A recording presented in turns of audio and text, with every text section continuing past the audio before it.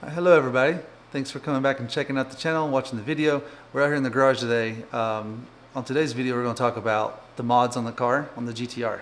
I've gotten some questions about everything that's done to it and how much power it's actually making.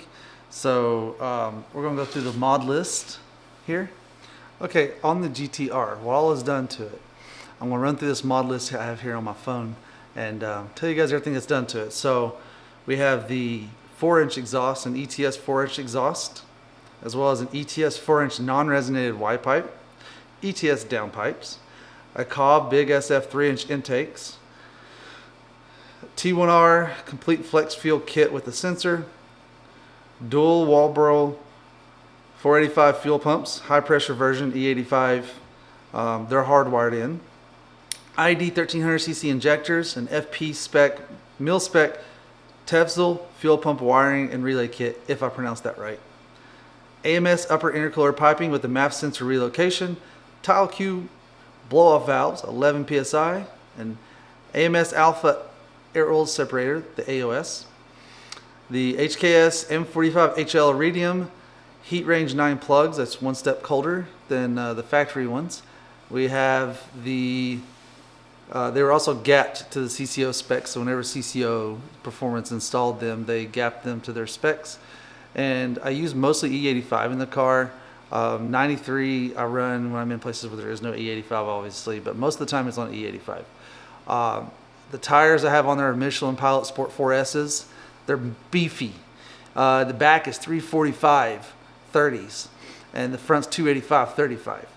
I also have a larger oil filter upgrade adapter on it. So I'm running a Wix 51060R larger oil filter on the car. Of course, running synthetic oil, obviously. And then that's not really a mod though. The differential fluid I'm running in there is the Motul Gear FF 75 white 140 differential fluid, along with some Datsun transmission fluid. Casper's Electronics Sumimoto Mate 4-way connector kit. It's on EQTech. It is tuned on EQTech, so it has all the EQTech features, which is great. The front mount is an ETS street front mount. It also has the ETS 3-inch turbo inlets. The TCM, which is the transmission, is also tuned. It's got the turbos that are upgraded. It's got CCO Elite Gateway turbos, tile actuators. My wheels are the Yokohama Advent GTs. They're 20s. I have the 2017 and up LED taillight conversion. Corner lights, all the corner lights all the way around are blacked out. It's wrapped. Also have diode dynamics plate light for the license plate in the back. The vanity lights, the map lights, trunk lights, door entry lights. Basically any light that comes on in the car has been switched out to the diode dynamics LED. So it doesn't have that gold yellow glow anymore. It's got the newer modern LED lights on it. Carbon fiber hood vents, as well as tinted windows, which you can see in the pictures. They're pretty dark. It's hard to see out the sides at night, actually. They're so dark. And then the AMS Alpha Coolant Expansion Tank. And I also have on order right now is the depot headlights, the LEDs, the full LEDs. They're a little bit brighter than the factory 2017 and up ones, but it is the 2017 up, the lightning bolt headlights. I have those, that conversion headlights are on order, and they are brighter than the regular factory ones. So on E85, the car at the ground, the car put down 827 wheel horsepower and 640 foot-pounds of torque to the ground. And what that translates to is anywhere from 10 to 25%. 25% is the high end, and the low end's about 10% on drivetrain loss. So what that means is if it only has a 10% drivetrain loss, the car has a little over 900 horsepower at the crank. If it has a 25% drivetrain loss, then you're looking at more like, let me see here, what is that, 82 and 82 is 164 is 20%, so that puts it at like 980, 990, so if it has a 25% drivetrain loss, the car has 1,000 horsepower. And what that means is if you go to a dealership to buy a car, they're going to sell you on the sticker, it's going to say car has 400 horsepower. They're not going to tell you what it has at the wheel. The wheel horsepower is what actually translates to the ground, that's what you feel. But the car companies don't sell you that because the numbers are lower. So they advertise the crank horsepower, what the motor has on it, not what the what it makes of the wheels. So my car has 827 wheel horsepower and 640 foot-pounds of torque. The way drivetrain loss works is every car has drivetrain loss. It loses power throughout the drivetrain from the engine to the ground. Cars as high as a 25% drivetrain loss, and I've seen some as low as 10%, even lower into the single digits, which is really rare.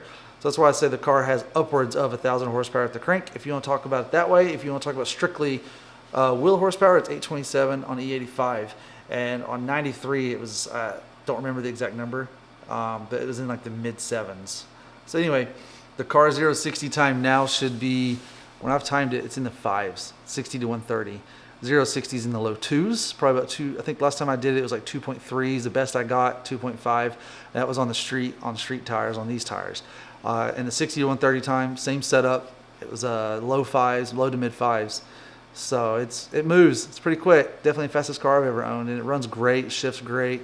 CCO Performance put everything on it that's on it now. As far as the turbos go, I do most of everything myself to the car. I really don't take it to anybody. I do everything. But the turbos had to have the engine pulled to do that on a GTR, and obviously I can't do that here in this garage. So I took it to them. They did it. Did a great job. Great communication.